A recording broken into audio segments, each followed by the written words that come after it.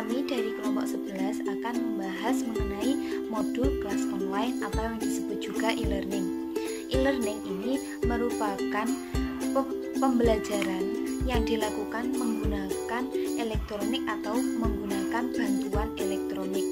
Jadi pelaksanaan e-learning ini menggunakan jasa audio, video, kemudian perangkat komputer ataupun kombinasi dari ketiganya. E-learning ini merupakan sebuah proses pembelajaran yang dilakukan melalui network ataupun melalui jaringan. Nah, dengan e-learning ini pembelajaran bisa dilakukan di mana saja, melalui jalur mana saja dan kapan saja tanpa ada hambatan. Kemudian dalam pembelajarannya itu pengajar dan peserta didik itu tidak perlu berada pada satu tempat ataupun satu waktu.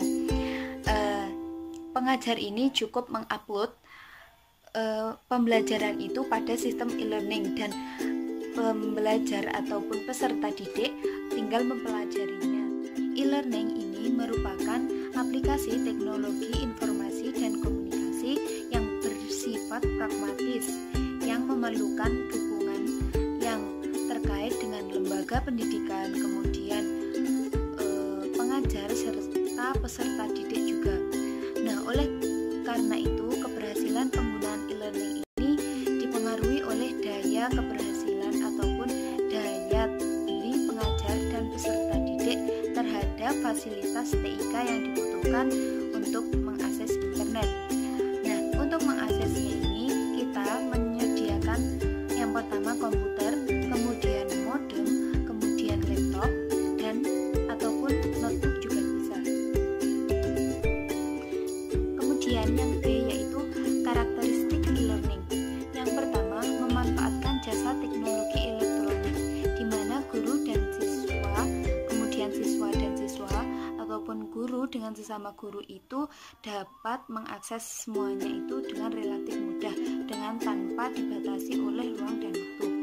Kemudian yang kedua, memanfaatkan keunggulan elektronik ataupun komputer. Sebuah komputer itu memiliki sebuah keunggulan di mana itu kita dapat memanfaatkan. Yang ketiga yaitu menggunakan bahan ajar yang bersifat mandiri. Jadi peserta didik itu mempelajari semuanya itu secara mandiri. Yang keempat, memanfaatkan jadwal pembelajaran, kurikulum, dan juga hasil kemajuan belajar. Yang C yaitu model pengembangan model e-learning. Menurut pendapatnya Hakim tentang pengembangan e-learning itu ada 3 kemungkinan dalam pengembangannya, yaitu web course, kemudian web centric course, kemudian web enhanced course. Yang pertama yaitu web course adalah penggunaan untuk keperluan kependidikan di mana mahasiswa dan dosen itu sepenuhnya terpisah dan tidak diperlukan tatap muka. Kemudian yang B, web centric course adalah penggunaan internet yang memadukan antara belajar jarak jauh dan tatap muka, yang sebagian materi itu disampaikan melalui internet dan sebagiannya itu melalui tatap muka. Nah, yang ketiga yaitu web enhanced course adalah pemanfaatan internet untuk menunjang peningkatan kualitas pembelajaran yang dilakukan di kelas. Fungsinya internet ini adalah untuk memberikan pengayaan dan komunikasi antara mahasiswa dengan dosen, sesama mahasiswa ataupun mahasiswa yang memiliki narasumber lain. Selanjutnya akan dibahas oleh Mbak Rifat. Ya, poin D yaitu aplikasi e-learning. Di sini dibagi menjadi 5 aplikasi. Yang pertama yaitu EdLink, yaitu sebuah aplikasi yang membantu mahasiswa, dosen dalam kegiatan pembelajaran, berbagi informasi, materi, dan memberikan tugas itu menjadi lebih mudah. Yang kedua yaitu Moodle.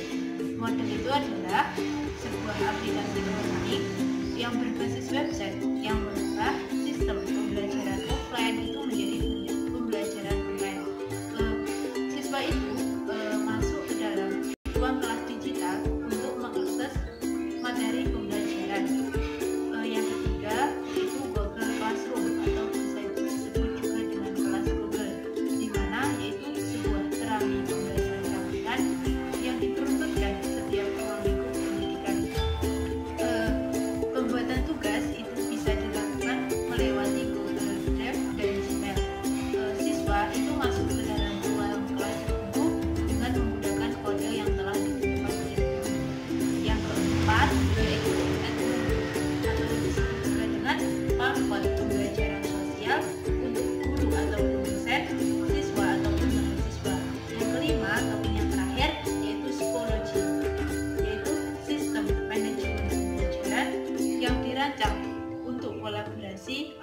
semua jenis pelajar ataupun infrastruktur. Poin yang E yaitu fungsi e-learning dalam pembelajaran. Di sini ada 3 fungsi. Yang pertama itu sebagai suplemen ataupun tambahan, yaitu ada kebebasan para peserta didik dalam memilih, memanfaatkan materi pembelajaran elektronik tersebut. Jadi gini ya, kalau peserta didik itu memanfaatkan, maka itu akan menambah wawasannya. Yang kedua yaitu sebagai komplement ataupun pelengkap. Materi pelajaran yang diprogramkan itu dapat digunakan sebagai tambahan materi yang diterima ketika di kelas. Yang ketiga yaitu sebagai substitusi ataupun pengganti. Jadi pelajaran yang semulanya itu secara tatap muka itu dapat dilakukan secara jarak jauh ataupun secara online. Selanjutnya yang poin F yaitu kelebihan dan kekurangan e-learning. Yang pertama kelebihan e-learning yang pertama yaitu memberikan pengalaman yang menarik dan bermakna bagi peserta didik. Yang kedua yaitu menghemat dan mengurangi biaya pendidikan seperti transportasi untuk pergi ke sekolah. Yang ketiga yaitu memiliki jangkauan yang lebih luas. Maksudnya di sini tidak ada batasan waktu dan tempat. Jadi pembelajaran e-learning itu walaupun pembelajaran online itu dapat dilakukan kapanpun dan dimanapun. Yang keempat yaitu memperbaiki tingkat pemahaman dan daya ingat terhadap pembelajaran yang telah disampaikan.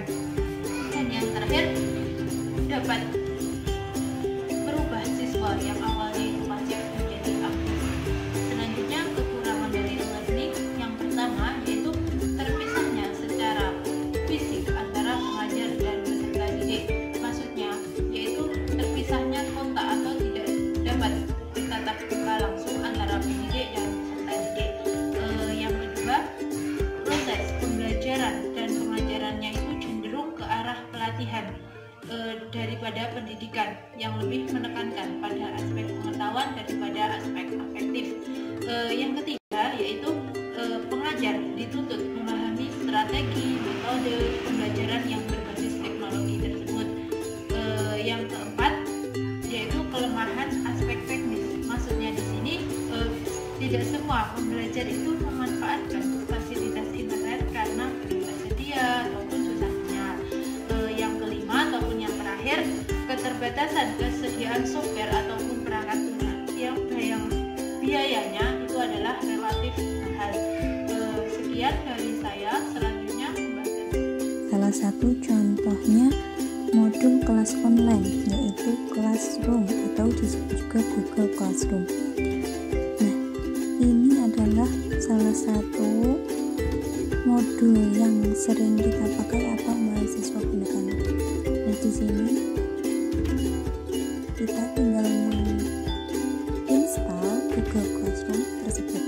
Nah, apabila sudah terinstall, kemudian kita kalau mau join ke kelas, mengklik tambah plus, kemudian join kelas, kemudian mengisi kode yang telah diberikan oleh dosen atau pengajar kita tersebut.